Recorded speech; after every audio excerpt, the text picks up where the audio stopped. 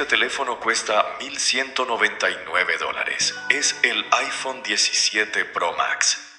Y aquí está la pregunta que millones de personas se hacen cada año. ¿Cuánto le cuesta realmente a Apple fabricarlo? ¿Y cuánto de esos $1,199 es ganancia neta? La respuesta te va a dejar sin palabras, porque el componente más caro de este iPhone no es la cámara, no es la pantalla, ni siquiera es el chip A19 Pro. El componente más caro es la manzana, la marca. Y hoy vamos a desarmar, dólar por dólar, la economía del teléfono más rentable de la historia. Para entender cuánto gana Apple con un iPhone, primero hay que entender algo fundamental. Apple no es una empresa de teléfonos, es un imperio de ecosistemas. Desde que Steve Jobs presentó el primer iPhone en 2007, Apple ha vendido más de 2.300 millones de unidades.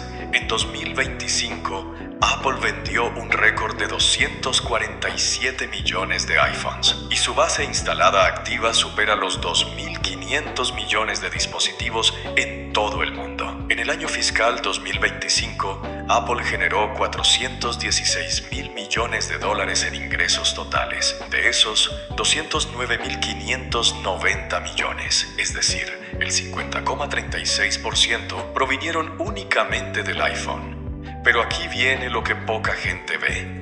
El iPhone es solo la puerta de entrada. La verdadera mina de oro está en lo que viene después. Apple tiene 5 segmentos de negocio, pero hay 2 que dominan todo: productos y servicios. Los productos, iPhone, Mac, iPad, Apple Watch, tienen un margen bruto de alrededor del 40%, pero los servicios, App Store, iCloud, Apple Music, Apple TV+, Apple Pay tienen un margen bruto del 76,5%. Eso significa que por cada dólar que gana Apple con iCloud o el App Store, casi 77 centavos son ganancia bruta. Mientras que por cada dólar de un iPhone físico, solo 40 centavos lo son. Apple no te vende un teléfono, te vende una membresía de por vida. Vamos a lo concreto. Tomemos el iPhone 17 Pro Max de 256 GB que Apple vende por $1,199. Según análisis de desmontaje de especialistas, el costo total de materiales, lo que en la industria se llama Bill of Materials o BOM, es de aproximadamente $408. El desglose de componentes es este. El chip A19 Pro cuesta $90,85. La pantalla OLED, $80. El módulo de cámara, $80. El módem 5G, $90. La memoria RAM, $21,80. El almacenamiento de 256 GB, $20,59. La carcasa o chasis, $20,79. La batería, $4,10. Y otros componentes suman aproximadamente $40, lo que da un costo total de materiales de unos $408. Sí, leíste bien. La batería de tu iPhone de $1,199 cuesta a Apple solo $4,10. El almacenamiento de 256 GB cuesta solo $20 y la carcasa de aluminio cuesta menos de $21. Los componentes más caros son el chip A19 Pro, la pantalla, la cámara y el módem 5G. Juntos representan más de la mitad del costo total de materiales. Pero aún así, la suma de todas las piezas no llega ni a $410. Entonces, si los materiales cuestan $408 y el teléfono se vende a $1,199, ¿dónde se van los otros $791? Aquí viene la parte que poca gente entiende.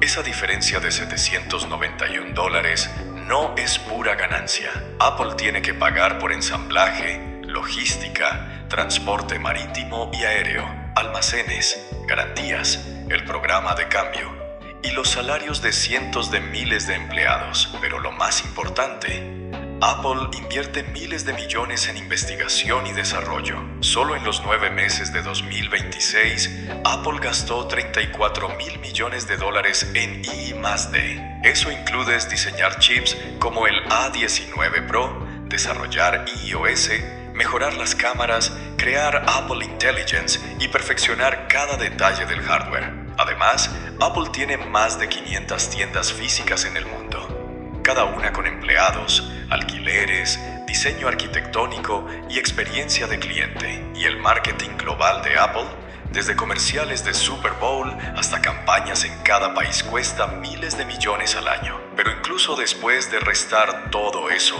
el margen que le queda a Apple sigue siendo enorme. En el trimestre de marzo de 2026, Apple reportó un margen bruto del 50,1% para toda la compañía. Ahora, comparemos con la competencia. ¿Por qué un iPhone cuesta más que un Samsung o un Xiaomi con especificaciones similares? Aquí está el dato que lo explica todo. Los teléfonos Samsung cuestan más fabricar que los iPhones, pero se venden más baratos. Por ejemplo, en 2016 el Samsung Galaxy S7 costaba $255 producirse, mientras que el iPhone 7 costaba solo $225. Pero el iPhone 7 se vendía a $649, mientras que el Samsung se vendía a $570. Samsung gastaba más en componentes y cobraba menos. Google Pixel costaba aún más fabricar, $285, y se vendía por debajo del iPhone. ¿Por qué?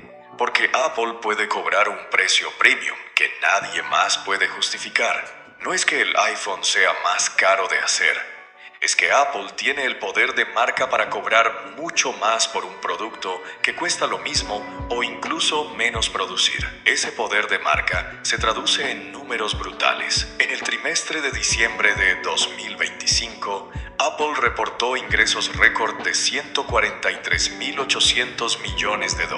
Solo de iPhone vendieron $85.270 millones en un solo trimestre. Un aumento del 23% respecto al año anterior. Pero hay un truco más oscuro que pocos notan: el almacenamiento. El iPhone 17 Pro Max de 256 GB cuesta $1.199.